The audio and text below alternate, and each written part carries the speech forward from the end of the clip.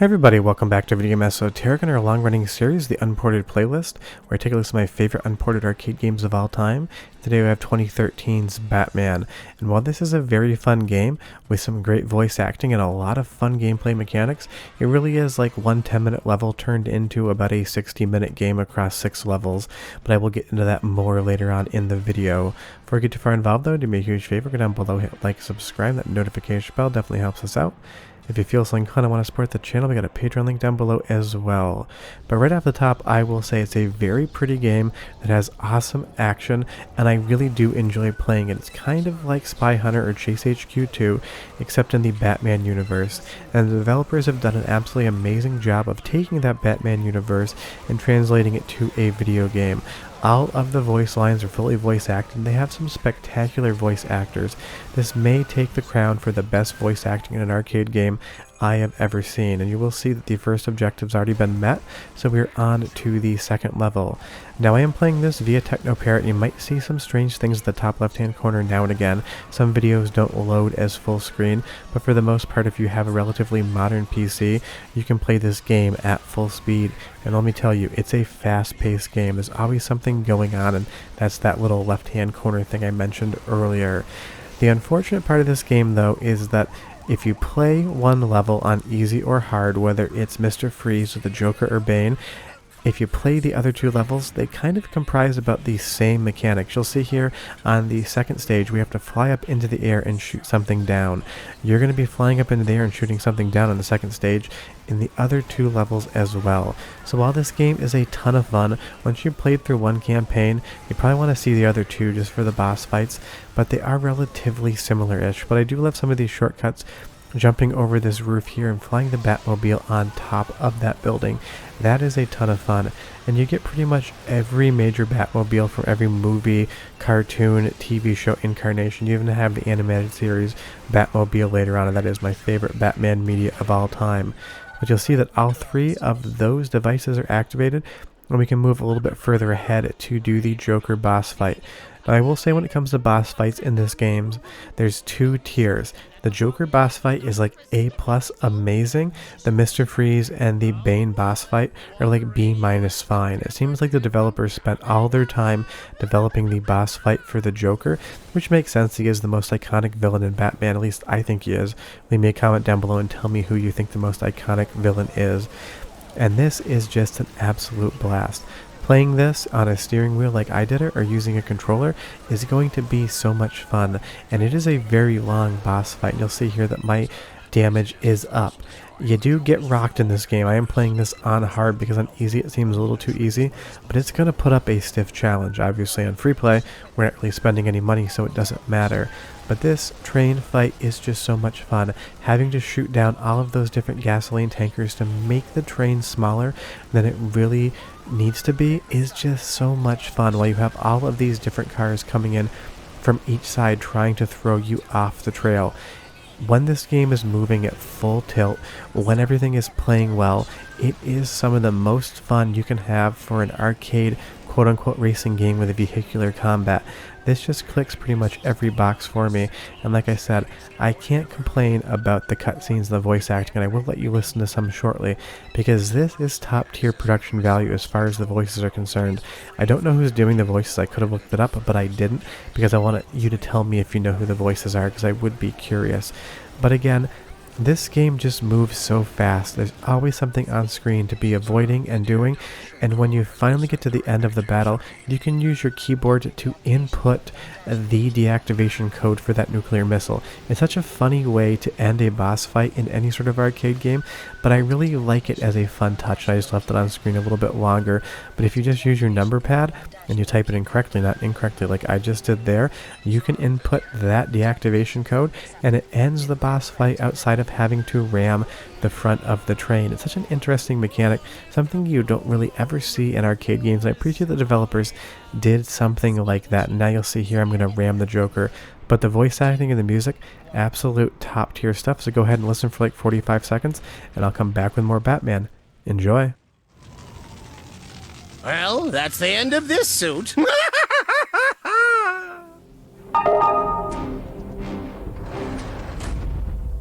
Psst. Hey, Batsy, what You say we go again, huh? Unless you're chicken. Good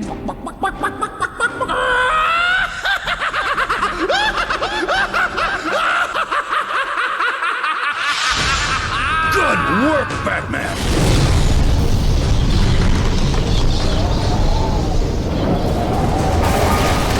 Good evening, Master Bruce. Is this as usual, I trust? Just another day at the office, huh?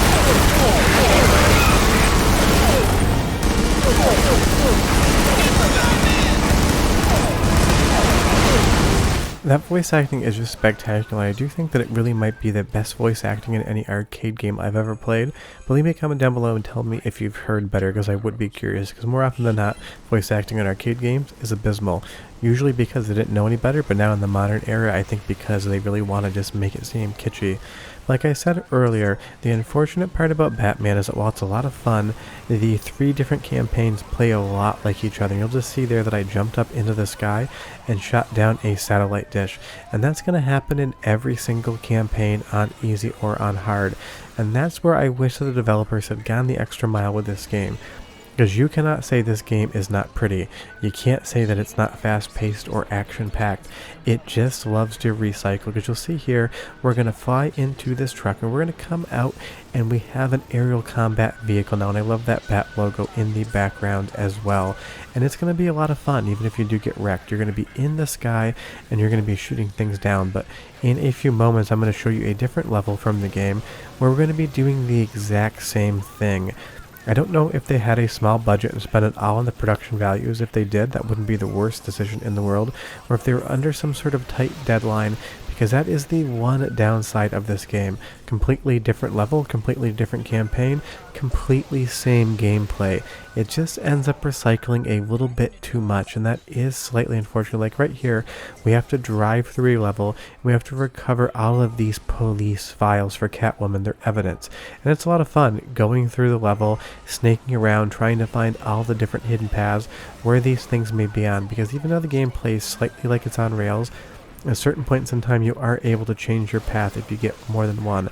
But in a different campaign, you're doing the exact same thing, except they're not evidence files, they're gems from a crime. And that's what I mean when I say this is a really good single campaign game that's been stretched out into 3 campaigns. And even the boss fights, Joker being primarily the best one, once you get to the Bane fight, it's basically just using an area that you've already gone through and you're just driving around in a circle trying to shoot Bane down, which is not a bad thing. It is a lot of fun. It just seems like the Joker campaign was the original idea for the game and they expanded it out to get even bigger, but repurposed a lot of those ideas, which is not the worst thing in the world, and it still is an awesome arcade game. If you do see a cabinet in real life, I highly suggest you play it. But in this instance, the end of each boss fight is kind of strange. With the Joker, it's fun, you input that code, boss fight ends. But with Bane, once you get his life bar down, there is no shooting mechanic, it's automatically locked on, and the game just shoots him down for you. Sometimes Batman can play like it's a little bit too easy, but honestly, if you basically just play it on hard mode, you can make it harder on yourself. It becomes a lot more challenging, and I do appreciate that. But like I said, if you do want to play this game, make sure you turn off auto acceleration, because if that is on, the game does kind of feel like it plays itself. And I wonder, from a design decision, they expected a lot of kids to want to play this game as well as a lot of adult fans of Batman, and they use that auto acceleration to make it easier on them, because it's a very strange place in arcades. The company that made this only made 3 games, and then they went out of business, and Raw Thrills is involved in this. And that's usually a company, and I'm not knocking them, they just don't make the type of games that I usually want to play. But in this instance, they were involved in something that was absolutely awesome. But you will see again, same exact gameplay mechanic, different stage in Mr. Freeze. You have to knock down those 3 opponents to move on. And I will say, out of all 3 of the battles, I love Mr. Freeze's character design the best, but the actual fight isn't that interesting. I feel like they maybe made a design mistake here, because you're fighting in this corridor and you have to avoid his different ice rays, or else he will lock your cannons before you destroy his legs. But you will see in just a moment, when you get to the end of the corridor, There is not enough room to actually turn around yourself, and I love that you can use this retro Batmobile, though. That is a ton of fun. You'll see there, I did get wrecked on that ice. But the game is basically going to turn for you when you get to the end. It's like they didn't really think about the fact that you could maybe just make it a little wider and turn yourself, and I wish they had considered that more. And that's the interesting thing about Batman. The first time you play it, the first level you play is amazing. Once you get to the other 2 levels, they're fun but not great. The gameplay mechanics from easy to hard kind of just replicate everything. But definitely check this game out, whether or not you're a fan of Batman. If you are a fan of Batman, you're going to have a lot more fun with it than if you're not.